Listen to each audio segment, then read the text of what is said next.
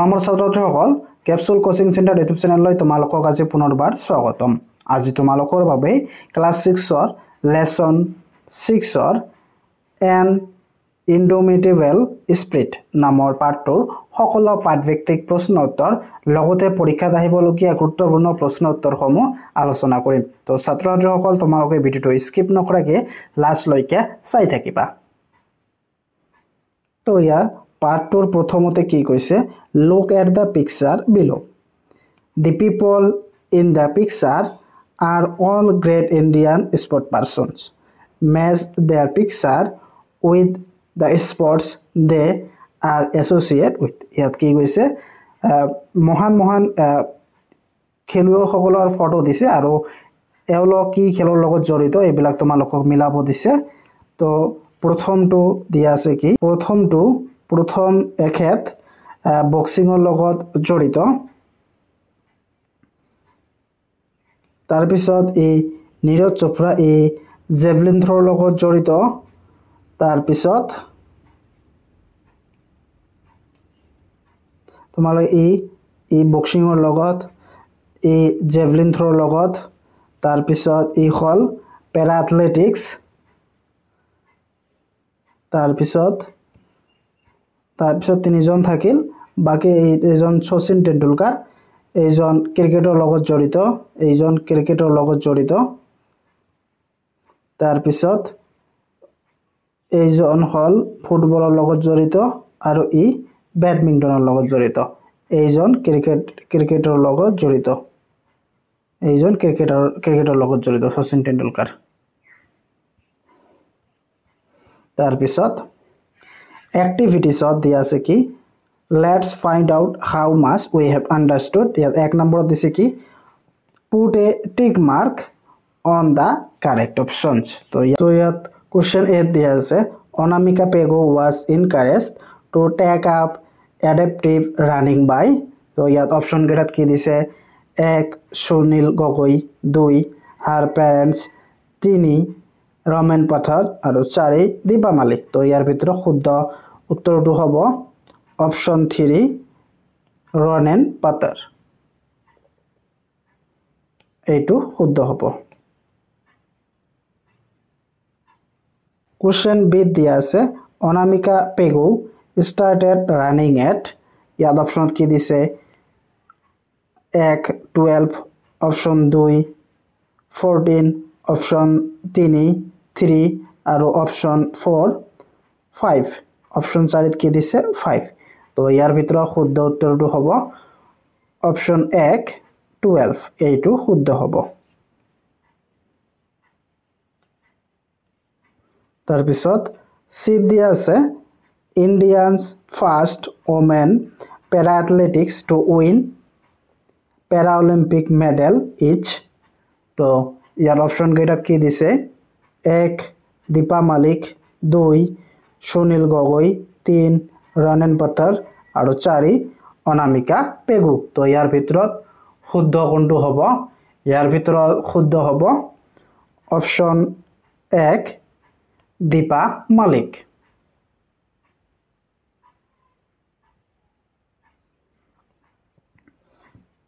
তাৰপিছত question D দিয়া আছে কি, অনামিকা পেগু অন। অপশ্যন 1ত দিছে দি নেশ্যনেল চেম্পিয়নশ্বিপ, 2ত দিছে দি ষ্টেট স্পৰ্টছ এৱাৰ্ড, 3ত দিছে দি অলিম্পিক মেডিকেল আৰু 4ত দিছে অল এফ দ্য এভভ। তো ইয়াৰ ভিতৰত শুদ্ধটো হ'ব option 2 the state sport award, এইটো শুদ্ধ হ'ব 2 নম্বৰটো। তাৰপিছত 2 নম্বৰত দিয়া আছে এনচাৰ দ্য ফলোয়িং কুৱেশ্যনছ অৰেলি। তো ইয়াৰ এত কি কৈছে, হু ইজ অনামিকা পেগু। তো ইয়াৰ উত্তৰত তোমালোকে লিখিবা, Anamika Pegu is a para athletics from Assam who has shown great determinations and has won the state sport award. Question B দিয়া আছে, how did Anamika Pegu overcome the challenge she faced। তো ইয়াৰ উত্তৰত তোমালোকে লিখিবা, She overcome challenge like lack of infrastructure and self-doubt by working hard. Focusing on her strength and getting support from her coach and positive influence. তাৰপিছত question sheet দি আছে what is the typical training routine of Anamika Pegu তো ইয়াৰ উত্তৰ তোমালোকে লিখিবা she trained 3 times a week practicing adaptive technique for her needs focusing on balance straight endurance and running at least 5 km in a session. তাৰপিছত question D দি আছে what message has Anamika Pegu conveyed to the youth of Assam তো ইয়াৰ উত্তৰ তোমালোকে লিখিবা she encouraged the youth to believe in themselves pursue their dreams and chase their passions. তাৰপিছত question E দিয়া আছে what is Anamika Pegu's ultimate goal তো ইয়াৰ উত্তৰ তোমালোকে লিখিবা her ultimate goal is represent India in international competitions. 3 number দিয়া আছে match the following প্ৰথমটো কি দিছে Anamika Pegu এই কিহৰ লগত জড়িত Anamika Pegu এ পেৰা এথলেটিক্স তাৰপিছত দীপা মালিক হ'ব দীপা মালিক কাৰ লগত জড়িত পেৰা অলিম্পিক মেডেল উইনাৰ এ পেৰা অলিম্পিক মেডেল উইনাৰ তাৰপিছত সুনীল গগৈ হ'ব এ correspondent of sport channel তাৰপিছত ৰনেন ফটাৰ ই কাৰ লগত জড়িত এ ফিজিক্যাল থেৰাপিষ্ট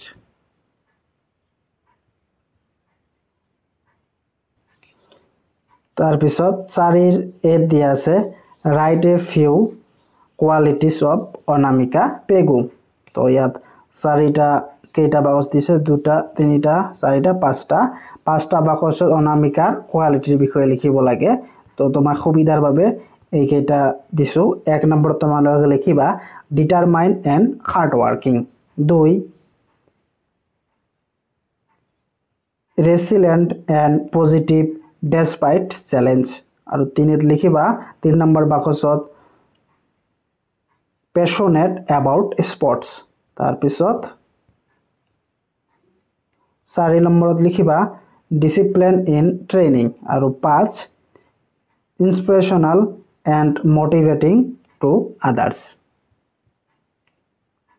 তাৰপিছত 4 বিট দিয়া আছে now fill in the blank with their phrases you have just learned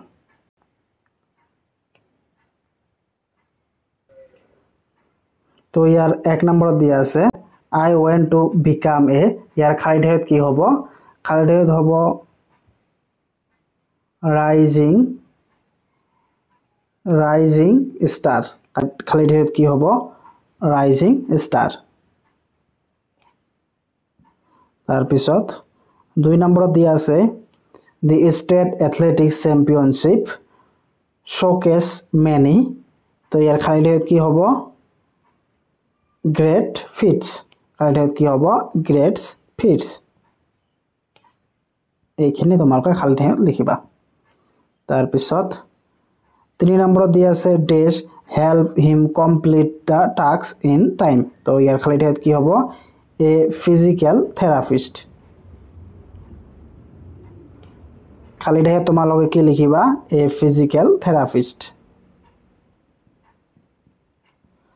তাৰপিছত 6 এ দিয়া আছে কি read the message of Anamika Pegu to youth of Assam ইয়াত কি দিছে believe in yourself set and pursue your dream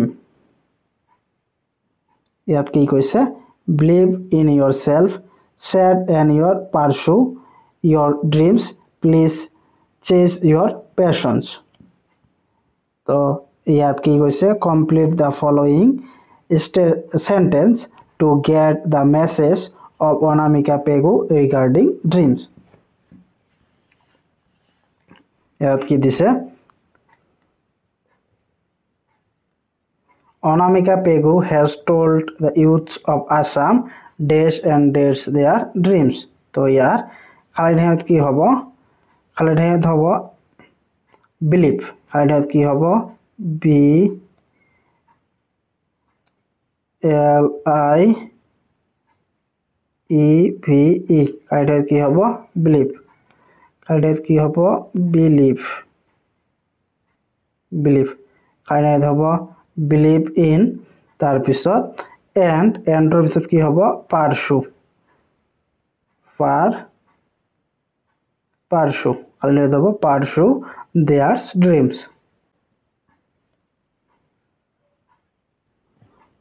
তাৰ পিছত 7 নম্বৰত দি আছে discuss why sports persons follow the rigorous training routine.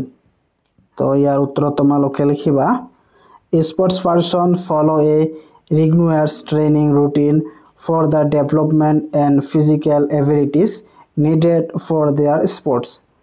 It helps in the prevention of injury by strengthening their bodies and improving flexibility.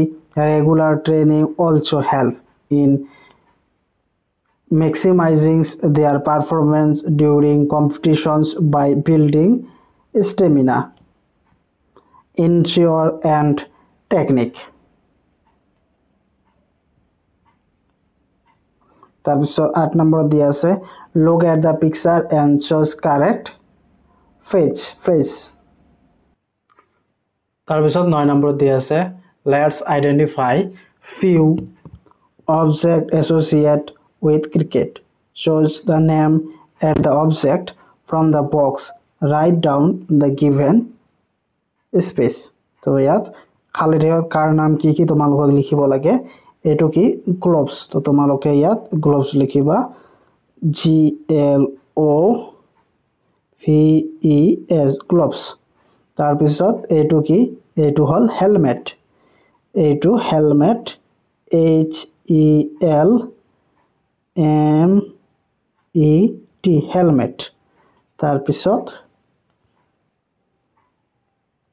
এটো কি ball B A double L ball.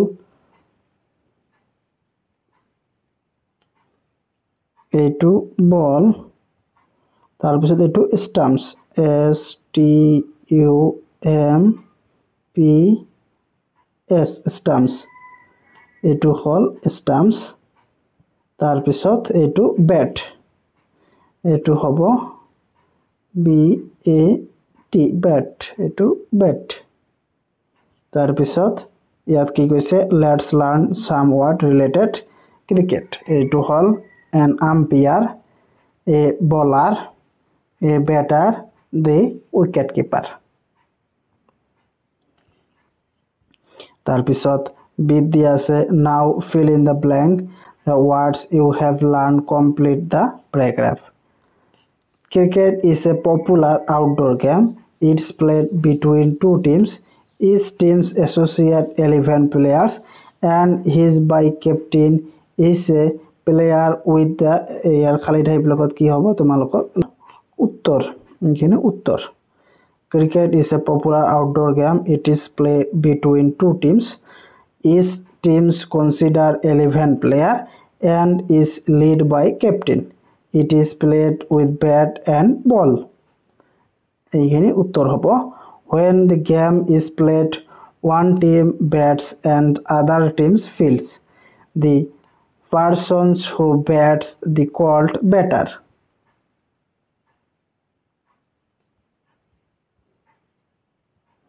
The person who bowls a call is called a bowler.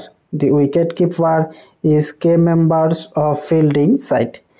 He or she is positioned behind the bat and keeps a choose eye the ball.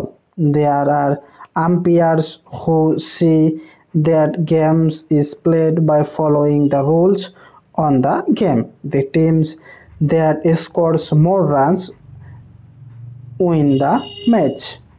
তাৰপিছত 10 number এ দি আছে কি game football তাৰপিছত কি আছে word related ফুটবলৰ related কিছুমান বস্তু আমাক লিখিব আছে যেনেদৰে গোল পোষ্ট বল গোলকিপাৰ কিকিং তাৰপিছত টিমছ আৰু ৰেফাৰী